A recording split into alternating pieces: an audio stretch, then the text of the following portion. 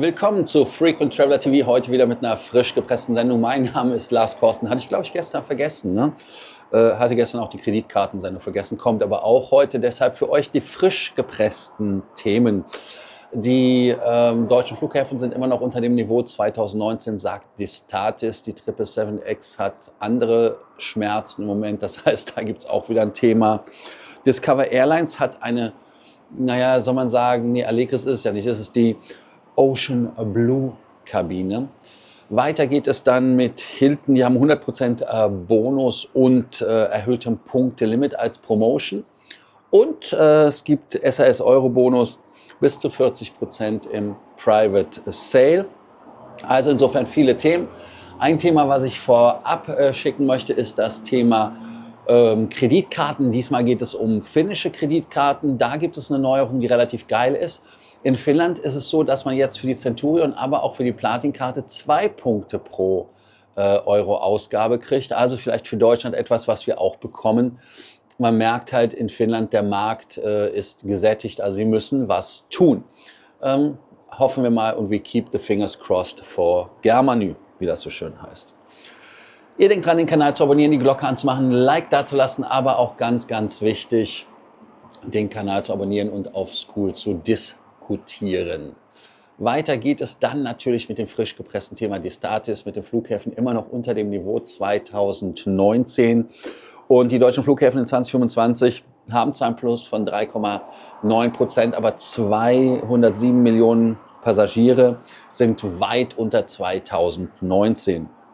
Immer noch minus 43,3% die Einschrumpfungen im Prinzip oder beziehungsweise die Minuszeichen für die Flüge innerdeutsch und Ausland nur minus 4,1 unter 2019. Da ist die Erholung natürlich wesentlich stärker. Ja, große Airports wachsen moderat, die kleinen, die haben da das Nachsehen. Die leiden natürlich massiv unter den wegfallenden Inlandsflügen und unter den weggefallenen Einnahmen. Nürnberg bricht den Trend und meldet Allzeitrekord mit 4,5 Millionen Passagieren. Trotz Busverkehr Frankfurt, München. Und die Luftfracht ist bereits über dem Vorkrisenniveau mit 4,75 Millionen Tonnen. Das ist 1,7% mehr. Ja, Werte wollen wir euch auch nicht vorenthalten. Frankfurter Flughafen plus 2,6%, 63,2 Millionen. München 43,4 Millionen, plus 4,4%. Berlin 26 Millionen, sind 2% mehr. Düsseldorf plus 5%. Und Hamburg ist mit 14,8 Millionen stabil geblieben. Ja, also insofern, man kann jetzt natürlich sagen, dass das olle Kamellen sind, aber es ist halt einfach nur ein Indikator und ein Zeichen dafür, wie es bei uns läuft. Und dass natürlich die kleinen Flughäfen darunter leiden, dass die innerdeutschen Flüge wegfallen. Wann erholt sich der innerdeutsche Flugverkehr jemals oder ist das Segment dauerhaft tot? Da könnt ihr natürlich was zu schreiben. Ich persönlich würde hoffen, dass das Segment tot ist, weil ehrlicherweise, ich fände das schon cool, wenn wir intermodaler wären und wenn die Deutsche Bahn mal endlich ein Produkt bringen würde, was uns da in der Welt mal wieder nach vorne katapultiert und wir dann halt durch die Weltgeschichte mit dem Zug fliegen, weil natürlich viele Sachen mit dem Zug sind schon angenehmer, weil du halt in der Innenstadt direkt ankommst. Wenn du in Frankfurt losfährst oder in München mal losfährst mit dem ICE, das wäre mal geil nach Nürnberg oder so. Aber nein, lasst uns träumen. Ja, die Boeing 777X hat Verzögerungen und diesmal ist es ein Problem. Die 777-9, wie sie jetzt heißt, habe ich X gesagt? Ja, 777X hat 9, ist ja egal. Erreicht die Testphase Time into TIA -3. Heißt also, das ist ein nächster Schritt zur FAA-Zulassung. Die Erstflüge bzw. die Entry into Service ist 2027, also 7 Jahre verspätet. Gut, kann man jetzt sagen, ist alles shitty, aber ich finde das am besten so, dass es verspätet ist, als dass man da anfängt, mit einem unfertigen Produkt in der Weltgeschichte rumzufliegen. Wir haben ja gesehen, wie das ausgehen kann. Ja, erst ab 2029 will man mit der 777X positiven Cashflow bei Boeing erreichen. Aber es gibt ein neues Haltbarkeitsproblem, und zwar mit dem General Electric 9X-Triebwerk. Und General Electric untersucht das Thema. Boeing hat 2025 4,9 Milliarden Zusatzkosten vorgemerkt, hatte ich euch ja insgesamt gesagt. Die Maschine, die 777-9, hat 521 Bestellungen, die Cargo-Variante 68, also die 777-8F und die 35 Bestellungen für die 777-8 haben halt eine geringe Priorität. Mal gucken, was da ist. Erstmal ist ja die 9er mit der Zertifizierung dran und da können wir natürlich gucken. Ja, traut Lufthansa der 777X nach all diesen Problemen wirklich noch oder wird sie am Ende doch mehr 350er nehmen oder nehmen müssen?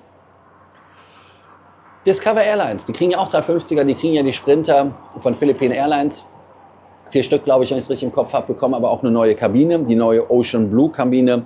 Man investiert massiv in die neue Kabine aller 16 330-300er. Das erste Flugzeug soll im April 2027 mit der Kabine ausgestattet sein. Umbau aller Maschinen bis Mitte 28 ist natürlich ambitioniert, aber auf der anderen Seite natürlich auch eine kleinere Flotte, deshalb möglich. 288 Sitze insgesamt hat man also hier, die man verbauen möchte. Und zwar sind das dann 227 Economy-Class-Sitze, 31 Premium-Economy-Sitze, 30 Business-Class-Sitze, 121, alle Sitze mit Gangzugang, ist halt State of the Art. Und ganz wichtig ist, dass das In-Flight Entertainment System erneuert wird und modernisiert wird. Die neue PH-Schalensitze, ähnlich der Lufthansa, die Business-Class hat Paarsitze mit Privacy Divider, also so ein bisschen oldschool. Vordere Business-Sitze mit Türen und großen Monitoren. Und ich hatte ja schon gesagt, die 4 350-900er, die von der Lufthansa kommen, die Sprinter von der Philippine Airlines Airlines.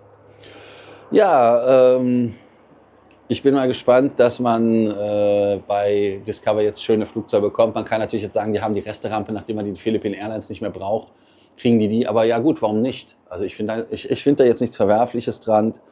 Und ich finde es schön, dass es neue Sitze sind, haben nichts mit Lufthansa Altbeständen oder sonst was zu tun. Und insofern ist es wirklich so, einfach froh sein und sich freuen. Ja, reicht Discover mit Ocean Blue wirklich an Condor 330 heran oder bleibt es ein LH Light Produkt? Das wäre mal bin ich mal gespannt mit eurer Meinung. Oder ob ihr vielleicht sogar sagt, der Sitz ist sogar geiler und ist sogar besser, dass man dort bei der Lufthansa hätte von der Discover lernen können. SAS Euro-Bonus hat einen Private Sale, 40% Rabatt maximal möglich, zumindest was ich gesehen habe. Und zwar der Promocode EB Summer, also Euro-Bonus Summer, bis zu 40%, aber nur Economy. Reisezeitraum ist Europa, Skandinavien, Afrika vom 23. bis zum 31. Also 23. Februar bis zum 31. August. Nordamerika, Asien vom 9. März bis zum 31. Oktober. Buchbar bis 3. Februar, haltet euch ran. Gilt offiziell für Goldmember, aber Page ist frei zugänglich. Das heißt also, die Kennzeichnung im System ist SAS for You. Ist halt wie so ein Passwort-Sale, aber es gibt ja auch keine TNC und so, die ja wirklich irgendwas sagen, dass das verboten wäre.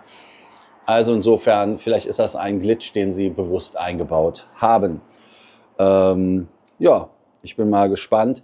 Wäre natürlich geil gewesen, wenn der Sale auch für die Business Class gegolten hätte. Lohnt sich das SAS Economy mit 40% Rabatt überhaupt? Sind andere Fluggesellschaften nicht trotzdem günstiger oder vielleicht sogar besser? Da könnt ihr ja einmal antworten. Hilton-Fans, aufgepasst, es gibt wieder einen Sale, aber auch wieder aufgepasst, ob man den Sale wahrnimmt. Dieses Limit wurde bis zu 240.000 Punkte Kaufmenge vor Bonus erhöht. Heißt also, mit dem 100% Bonus sind maximal 320.000 Punkte möglich. Preis pro Punkt ist 0,5 US-Dollar-Cent, ist ein typischer Preis. Aber Achtung, es gab ja in den letzten 12 Monaten alleine 3 Entwertungen, Devaluations. Und es ist halt wirklich nur so, wenn die konkrete Einlösung über den Cash-Value-Schwelle liegt, man hohe Hotels nimmt, also Kategorien nimmt, Malediven, Konrad, Waldorf, Astoria günstig buchen will, oder wenn man die 5. Nacht benutzt. Und Wortkalender zeigt oft Jahresübersicht, ist wichtig für die Sweet Spots, dass man da halt gucken kann. Also da könnt ihr dann auch vorausschauen. Aber ich denke mal, wann lohnt sich überhaupt Hilton-Punkte zu kaufen über Nord? Das ist ja ein normaler Standard. Bei welchen Marken sind die Sweet Spots aktuell aus eurer Sicht noch gut? Ihr denkt dran, wie immer den Kanal zu abonnieren, die Glocke anzumachen, einen Like dazulassen, zu kommentieren, abonnieren und kommt aufs Cool. Frage des Tages würde ich einfach mal sagen, einmal natürlich kann man mit der Ocean Blue von Lufthansa Discover, heißt das Lufthansa? Ja, nein, das heißt Discover, kann man da an die 330er Neos ran von Condor. Oder bleibt es ein Lufthansa Light? Da könnt ihr darauf antworten. Und das andere ist natürlich die Evaluierung der Punkte und so weiter. Wenn die verkaufen, ist das einfach scheiße. Und ich mache jetzt die nächste Sendung, und zwar Kreditkarten. Wenn ihr das geschaut habt, sollte die Kreditkartensendung auch online sein. Das heißt also, ihr könnt dann direkt gucken. Im Abspann kommt dann auch die Verlinkung. Also alles klar, bis dann. Und US-Kreditkarten ist ein ganz wichtiges Thema. Und viel Spaß bis zur nächsten Sendung hier. Ich genieße nachher noch die Sonne. Bis dann. Ciao.